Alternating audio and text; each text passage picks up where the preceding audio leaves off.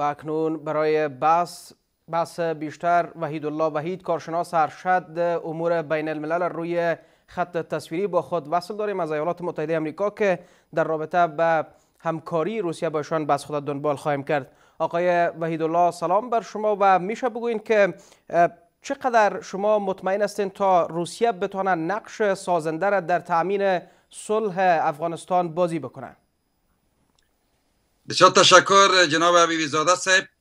ما به خدمت شما باید بگوییم که نقش روسیه و نقش احتمالی که از این صحبت میشه که عمدتاً این مطابق به اطلاعات دقیق ما و تحلیل های دقیق ما بازم سازمان جهنمی ISI ایره سازمان داده صفر است. اونا هیچ وقت در افغانستان مداخله نمی کنن. اونا بسیار تجارب بد دارن.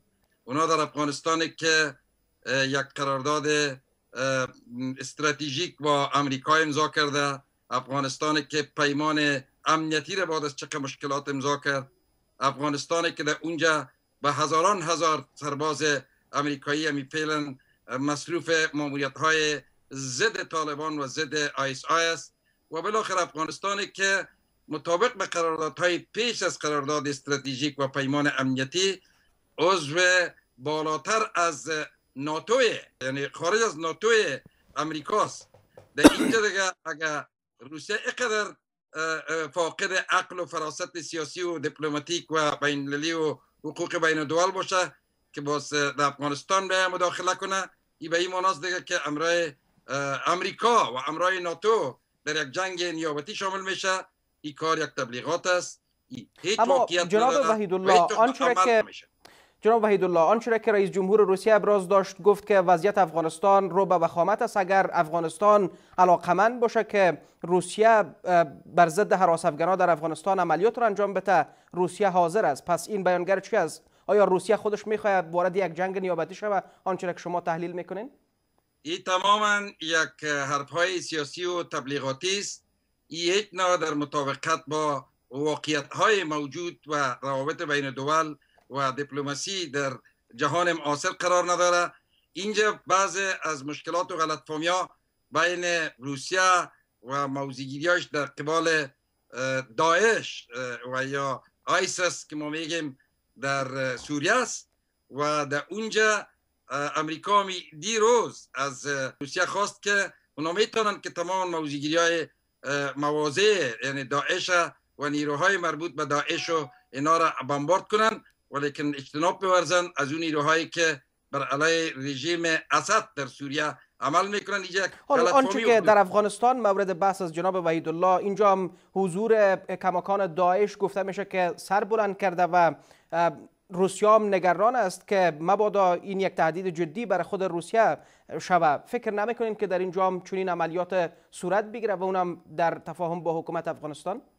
آقای حبیب زاده، ما قبل نمیره توضیح کردیم، ما یک بار دیگه به خدمت شما و سایر وسایل اطلاعات جمعی هم گفتیم، مسئله مربوط به داعش بود خارجیش اونمو القاعده است، کدام داعشی وجود نداره. یک چهره جدید برای القاعده در شرق میانه و در جهان دادن، و بود داخلیش اونمو طالب است. یعنی طالب و القاعده در سطح جهانی نامش داعش ماندن.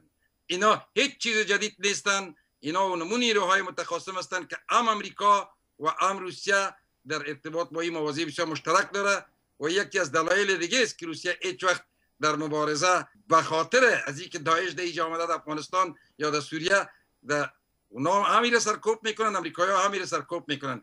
این فقط خواب و خیال پاکستانیاست که میگن چشم عاشق کور و گوشایش کر میباشه، یا دیگه آل عزیز برای بازی دادن مردم استفاده میکنن. داعشی فکر میکنن که در خارج القاعده است و در داخل ای طالب است. این ابراز نظرهایی که از طرف روسیه هم صورت میگیره پس از این است که ایالات متحده آمریکا یک نیروی را پس از سال 2016 در افغانستان حفظ میکنه.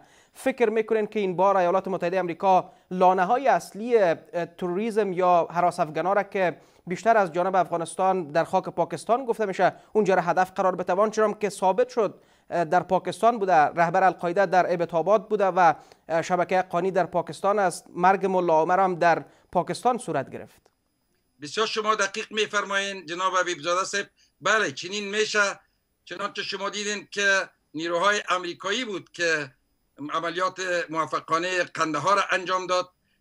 نیروهای امریکایی و ناتو بود تمیایی که باقی فعلا در افغانستان که عملیات اخیر کندوز اینا را سرکوب کرد در اونجا. وقتی که نیروهای امریکایی کندوز و طالبان را و معلمین ISI و رهبرانش را اونجا سرکوب میکنه، این به چی معناست؟ معلوم دار که این کار در آینده صورت میگیره. به می خاطر این نیروها چنانچه از قول مستقیم رئیس جمهور اوباما شما امی پریروز شنیدین که اونا با تمام معنا در قبال از این مسائل جدیستن و بر علیه القاعده، بر علیه طالبان و بر علیه ISI پاکستان مبارزه میکنن. و بله بسیار درست است، همین کار صورت میگیره. آقای وحیدالله شما بگویم به اجازه شما که روسیه و امریکا موازی کاملا مشترک داره که این صرفا ISI میخواد که به خورد مردم و حکومت دست نشانده میخواد به خورد مردم این غلط بته. آقای حبیبزاده، به عنوان پرسش آخر، آنچه که امروز هم شما از وکلای مجلس نمایندگان افغانستان مطرح کردن که وخامت اوضاع امنیتی حال نیاز را فراهم ساخته که روسیه هم در امورات تامین امنیت افغانستان دست بزنه، فکر میکنین که این به خیر افغانستان باشه؟ هیچگاه چنین کاری صورت نمیگیره.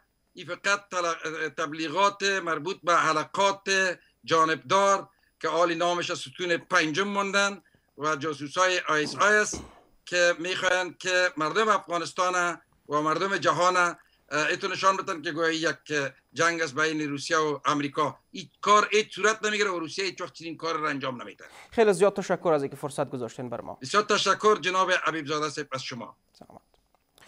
جناب وحیدالله، کارشناس ارشد سازمان ملل متحد را روی خط تصویر از ایالات متحده آمریکا با خود داشتیم.